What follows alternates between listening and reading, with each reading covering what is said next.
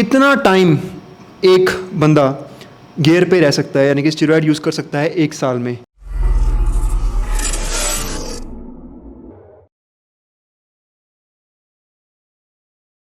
What is the upper limit you will say? जैसे कि 12 महीने होते हैं, तो कितने महीने आप बोल सकते हो? अगर वो सारा कुछ ठीक से कर रहा है तो 12 महीने भी रह सकता है, ऐसी कोई इशू नहीं है।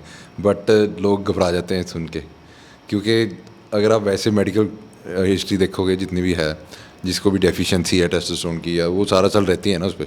सो लॉन्ग टर्म उनको इतने कोई मेजर साइड इफेक्ट्स नहीं होते as long as they stay inside the normal range. So problem हमें कब आती है? जब हमारे टेस्टोस्टेरोन लेवल्स हैं लो होते हैं, जो हाइपो होते हैं या हाइपर होते हैं। सो जब भी आप लो से बहुत नीचे हो, हाई से बहुत ऊपर हो, तब आपको प्रॉब्लम आएगी। सो इन फेजेस में जितना भी ज़्यादा आप रहोगे उतनी प्रॉब्लम ज़्यादा है। सो ग्रोथ के लिए हमें थोड़ा ऊपर जाना पड़ता है। सो वो ऊपर गए, जब वापस आ रहे हो try to be in the normal. But generally लोग क्या करते हैं, छोड़ देते हैं, पीसीटी करते हैं, नहीं करते। बट इन दी एंड वो काफ़ी पीरियड ऐसा होता है जिसमें हार्मोन उनके लो रहते हैं। सो वो भी काइंड ऑफ हार्मफुल है आपकी बॉडी के लिए। एंड जब आप हाई हो वो भी हार्मफुल है। सो ऐसे बन जाती है कर्व सी काइंड ऑफ। सो नॉर्मल में काइंड ऑफ आप रहे नहीं, या तो हाई में थे या आप लो में थे। So instead of staying on for long at a lower dose, ताकि आप हायर के पास हो पर इतनी ऊपर नहीं हो, वो थोड़ा बेटर ऑप्शन होगा फॉर हेल्थ वाइज। हालांकि जब आप ब्लास्ट क्रूज़ करते रहते हो सारा टाइम, सो वो थोड़ा सा मतलब ट्रिकी हो जाता है वो करना। In other means you mean कि आप ब्लास्ट क्रूज के करीब रहो, मतलब एक बार ब्लास्ट कर रहे हो तो पूरा छोड़ो मत, तो क्रूज करते रहो, आपका ये मतलब है?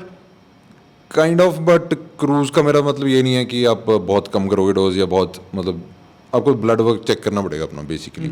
सो you want to stay in a normal range. So अगर आपकी टेस्टोस्टेरोन की रेंज अगर हमारी 200 से 900 अप्रॉक्सीमेटली, सो हम चाहते हैं कि आप उस रेंज में ही रहो। बहुत लो भी नहीं होना चाहिए, बहुत हाई भी नहीं होना चाहिए। सो उस रेंज में तो आप काइंड ऑफ काफ़ी देर रह सकते हो। बट अगेन वो आ जाता है कि आपके गोल्स क्या हैं। अब आप कितने साल ये चीज़ कर सकते हो, फॉर लाइफ कर सकते हो, नहीं कर सकते। सो अगर तो आपने रेगुलरली बॉडी बिल्डिंग करनी है, सो मसल ग्रो करने के लिए इवेंचुअली आपको एक स्टेज आ जाएगी जब आपका नेचुरल लिमिट पहुंच जाओगे आप। और उसके बाद जब आपने ग्रो करना है, आपको डोजेज बढ़ानी पड़ेंगी।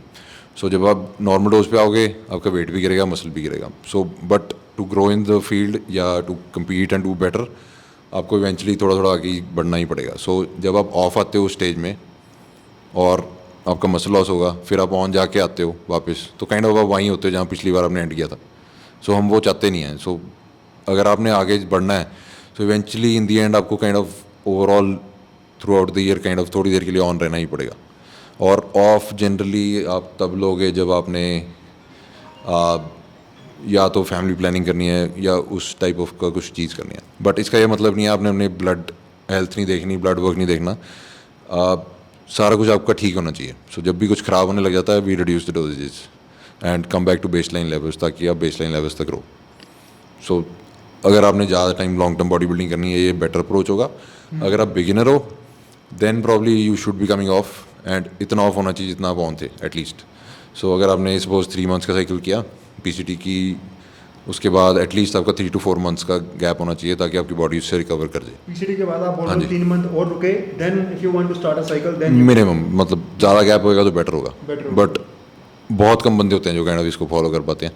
वो पीसीटी ख़त्म होती नहीं, 2 हफ्ते होते हैं, काइंड ऑफ सोचते हैं पंप नहीं हो रहा, ग्रोथ नहीं हो रही, सो दोबारा शुरू करते हैं। वो विशियस साइकिल बन जाता है। और बल्कि जो कम्पीट नहीं करते और रेगुलरली जाते हैं, वो ये ज़्यादा करते हैं।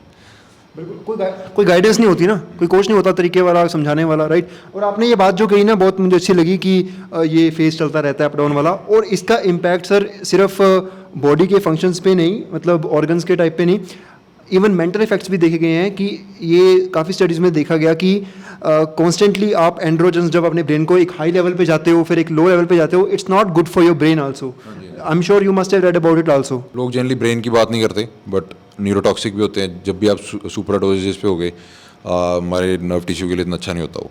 सो वो ज़्यादा देर आप उस स्टेज पे नहीं रह सकते। बट एज लॉन्ग एज आप सारा कुछ ओवर नोट, अब कुछ तो आपको देना ही पड़ेगा ना अगर आप कम्पीट कर रहे हो। सो प्रॉपर 100% सेफ सपोर्ट तो है नहीं। सो अगर आपने आगे जाना है, सो आपको ऐसा एक रिस्क थोड़ा बहुत तो रहेगा, कहीं भी हो सकता है। Our main goal is to kind of make it as safe as we can, and we can do it for as long as we can. और सो वो अगर आप कर सकते हो, तो काइंड ऑफ उसके बीच में कुछ भी चलेगा।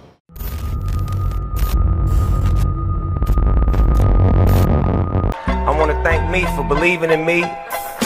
I want to thank me for doing all this hard work. I want to thank me for having no days off.